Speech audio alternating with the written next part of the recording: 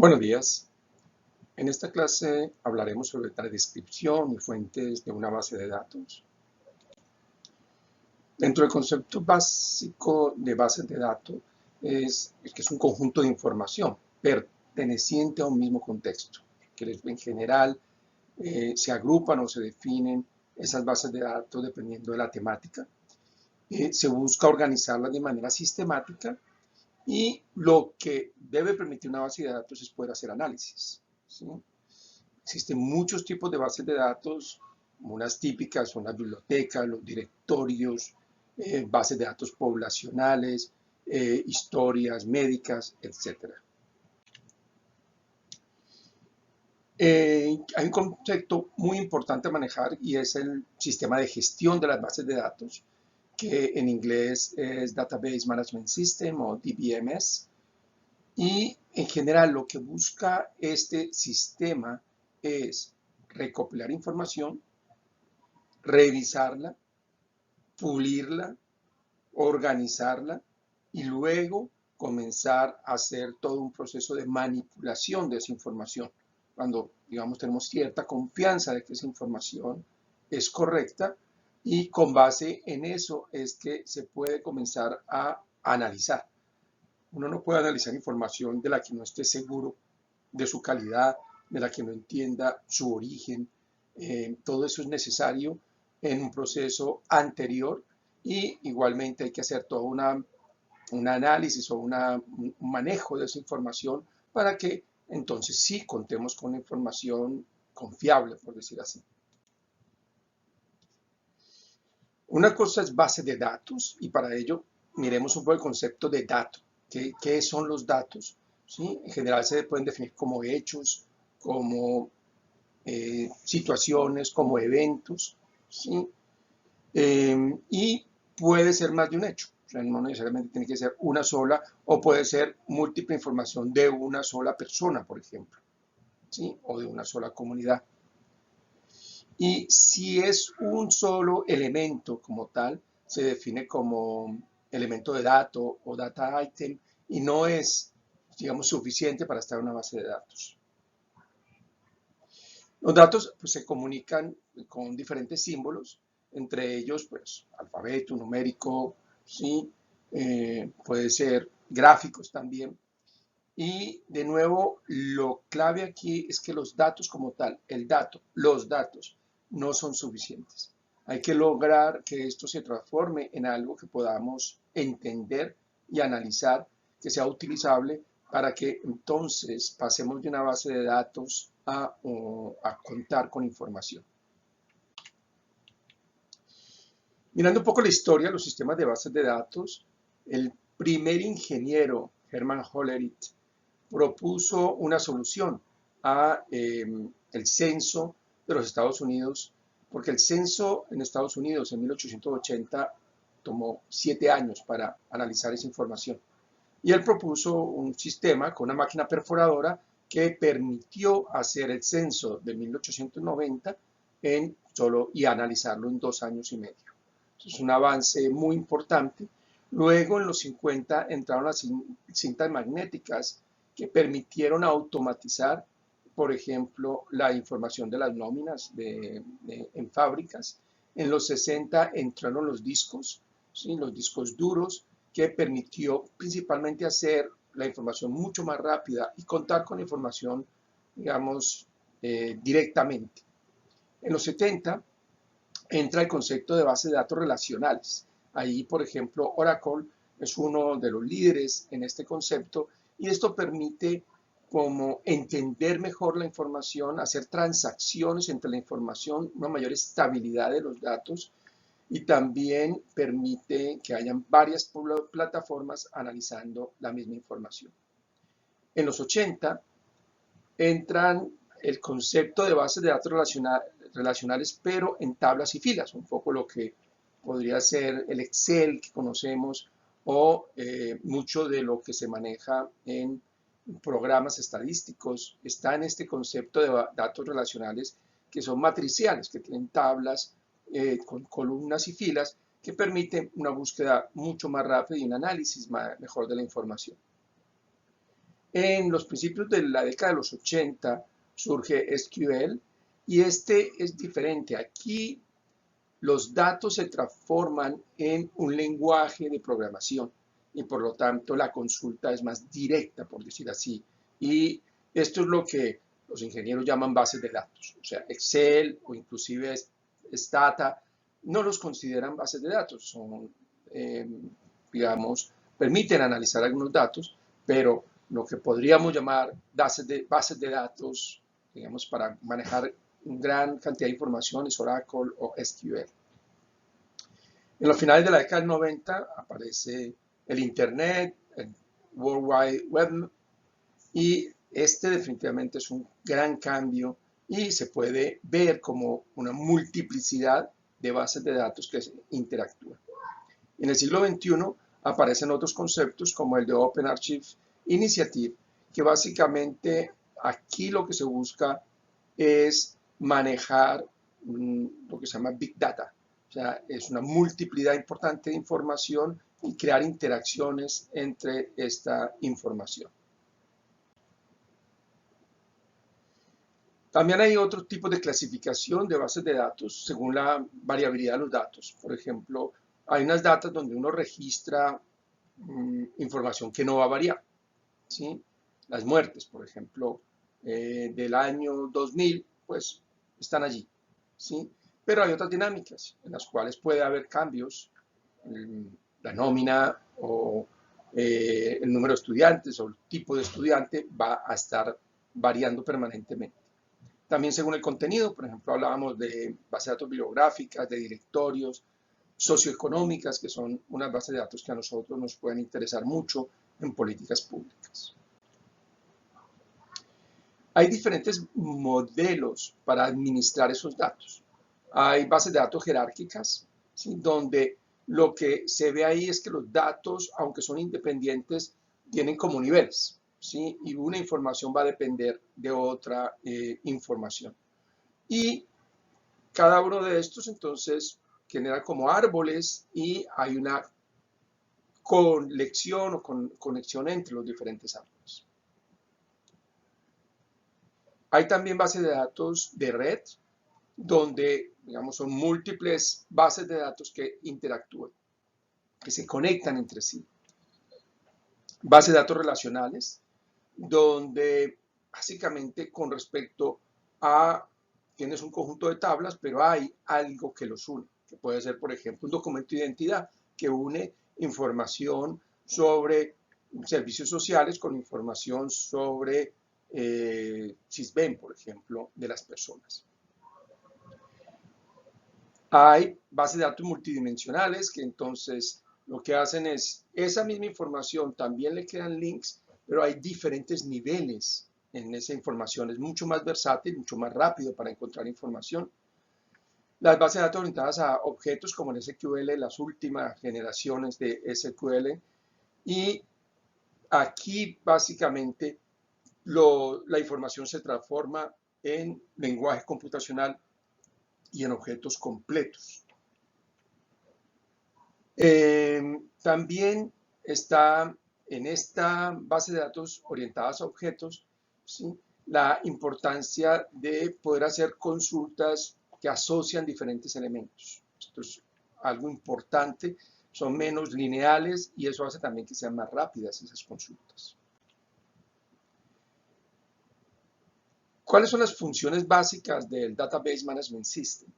Uno es la abstracción de los datos, o sea, no queremos complicarnos la vida, queremos tener un indicador, por ejemplo, desempleo, pero el desempleo implica varias fuentes, no queremos entrar en todos sus detalles, queremos tener una abstracción que nos permita presentar o que nos presente la base de datos con el resultado, porcentaje de desempleo. Independencia, esto es importante porque lo que mira es que un dato no esté afectado o no sea influido por otros datos. Hay interacción entre datos, pero hay que evitar que, por ejemplo, si hay un dato, un ingreso económico, la base de datos ya asuma un nivel, por ejemplo, educativo. a ese ingreso económico. La consistencia, esto es importante en términos de que el dato debe, idealmente no debe duplicarse, pero si se duplica o está presente en 3 bases de datos, pues debe ser el mismo resultado. No debe haber en un lado una edad y en otro lado otra edad, o un ingreso y en otra base de datos otro ingreso de la misma persona, por ejemplo, en el mismo periodo de tiempo. La seguridad es un elemento clave en las bases de datos. Lo que se mira aquí es que la información solo sea asequible para las personas que tienen, digamos, el derecho a acceder a esta información. La integridad, básicamente que esa información no se pierda, no se dañe, ¿sí? El respaldo, y esto es importante, es quién está aportando esta información. Y en esto, por lo general, instituciones son un buen respaldo. Uno va a confiar más en información que viene del Banco Mundial, por ejemplo, o del el DANE, que información que encontramos de una encuesta realizada por un grupo de vecinos. Control de concurrencia. Aquí lo que se evita es, de nuevo, pueden llegar información de varias fuentes y lo que hay que permitir es que esa concurrencia entre varias fuentes no alimente errores. Manejo de transacciones, aquí, por ejemplo, las consultas es una forma de transacción o en el caso de nómina, por ejemplo, el pago. Y un elemento clave en esto es el tiempo de respuesta. Creo que muchos de nosotros hemos tenido experiencias de hacer consultas en base de datos y tener que esperar toda una noche, todo un día para poder tener resultados. Existen múltiples bases de datos. Existen bases de datos globales.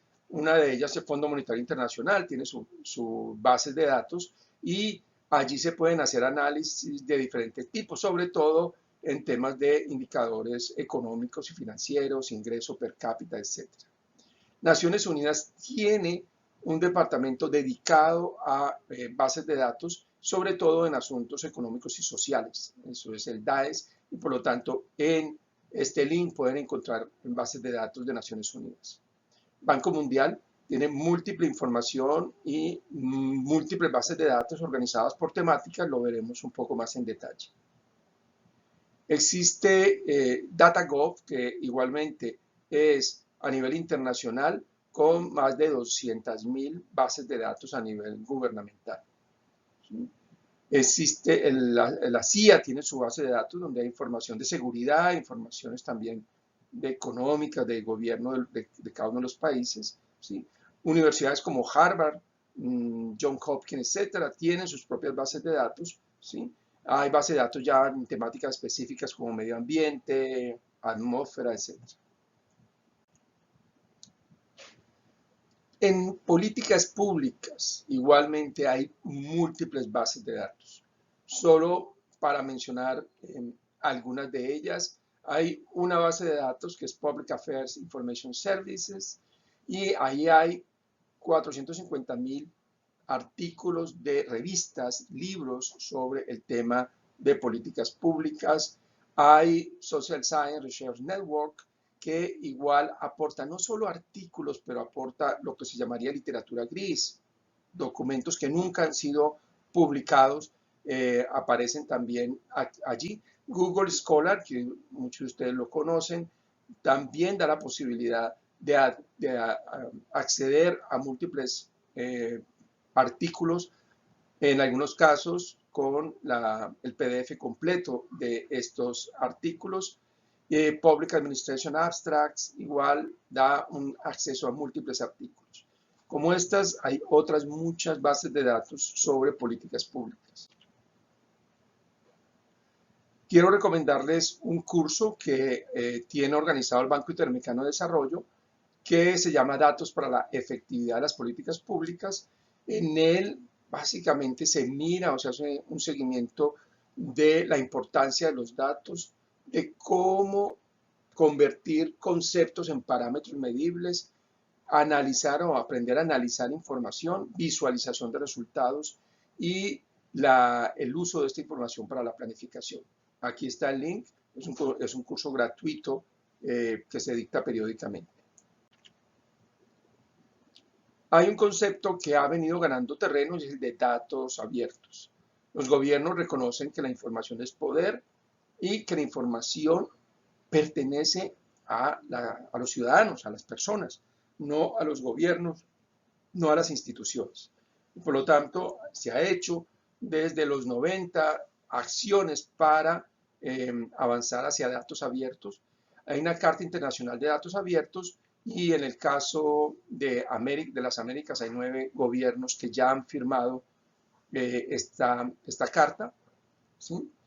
Y lo importante aquí también hay digamos, iniciativas como las ediciones de Condatos que permite acceder a una parte de esta información a través de redes sociales o difundir esa información a través de redes sociales. Y lo que es importante con los datos abiertos es romper esa lógica de que el dato es privado, el dato es de una institución, de un ministerio, cuando estos datos se extraen de la población y por lo tanto deben ser públicos. Claramente hay que tener cuidado con la identidad de las personas. Son datos que se deben anonimizar y no debe haber posibilidad de identificar las personas, pero la información sí debe estar disponible.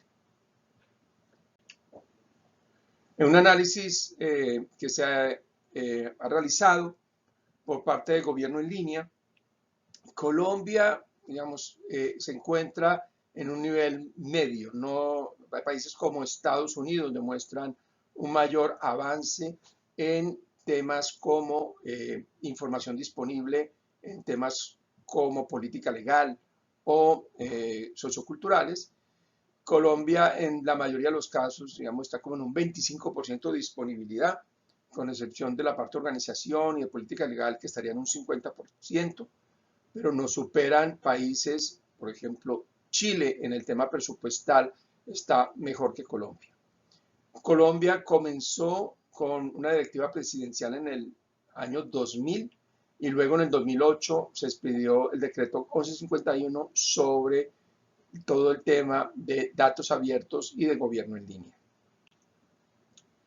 Un poco la estructura planteada para el gobierno en línea es que haya una definición de qué tipo de información se va a recolectar, una recolección, digamos, con unos estándares adecuados de esa información y luego que haya una revisión de esa misma información para llegar a que haya una posibilidad de hacer retroalimentación. Uno, digamos, revisa información y tiene comentarios que puedan hacerse esos comentarios para que luego toda esta información pueda ser utilizada por la ciudadanía, por sectores, gremios, ONGs, academia, etc. Pero todo esto tiene una serie de elementos, tanto regulatorios, legales, por ejemplo, habeas data, como procesos técnicos de dónde se guarda SQL, Oracle, cuál tipo de bases de datos y cómo se va a poder acceder, a qué nivel de acceso tiene cada persona o institución. Vamos a mirar un poco más en detalle algunas de las bases de datos que durante este curso podríamos utilizar. Está el portal de datos abiertos del Banco Interamericano de Desarrollo, los datos del Banco Mundial, toda la información del DANE, la base de datos de OSD. En el caso del Banco Interamericano de Desarrollo, allí en el link que está en esta presentación y que tienen en el SICUA, podrán hacer búsquedas por diferentes niveles. Pueden hacer búsquedas por países y encontrar como una identificación, unas características y un country profile por cada uno de los países. Pueden hacerse por sectores, temáticas económicas, sociales, etcétera. Pueden hacerse por indicadores específicos, ¿sí? de información por país. Entonces, el BID tiene uno, por ejemplo, también bases de datos sobre análisis de la gestión pública, de los niveles de gestión pública, con unos índices de cumplimiento de la gestión. El Banco Mundial igualmente tiene muchas bases de datos, solo mencionar la base de datos de investigación en políticas y de empleo y de trabajo, ¿sí? En transporte, en agua, en temas medioambientales, en energía, en espacio, etc. Entonces, en mercadeo, hay múltiples bases de datos y allí ustedes igual pueden buscar información o por temática o por país o por indicador específico. Ingreso, por ejemplo, un Producto Interno Bruto o cualquiera de estos indicadores. La OSD tiene análisis, por desgracia solo está de los países de la OSD, pero tiene análisis muy interesantes de temas como desarrollo, demografía, educación, salud, globalización, trabajo, ¿sí?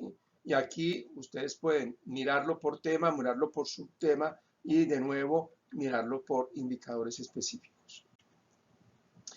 El Departamento Administrativo Nacional de Estadísticas, el DANE, en Colombia, también cuenta con múltiples bases de datos. Aquí hay algunos ejemplos. Quería resaltar de un lado algunas sobre gobierno, encuesta de cultura política, encuesta sobre ambiente y desempeño institucional nacional, ¿sí? Encuesta de calidad para la gestión estatal para el desarrollo empresarial, gestión de calidad y relación de trámites, índice de costo de las campañas electorales. Pero como estas hay en temas como género, industria, pobreza, ¿sí? Salud, vivienda, etc. ¿Sí? Producto Interno Bruto, cuentas nacionales anuales, etc. O sea, toda la parte económica, social, política, educación, salud, vivienda, lo pueden encontrar acá.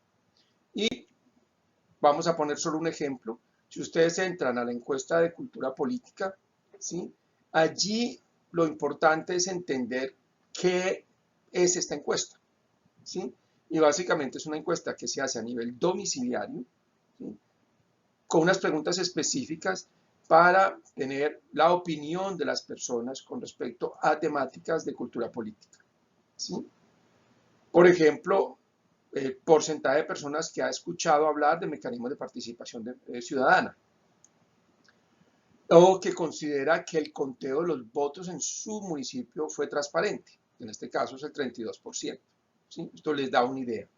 Hay un boletín técnico que es muy importante que ustedes revisen para esta o para cualquier otra base de datos.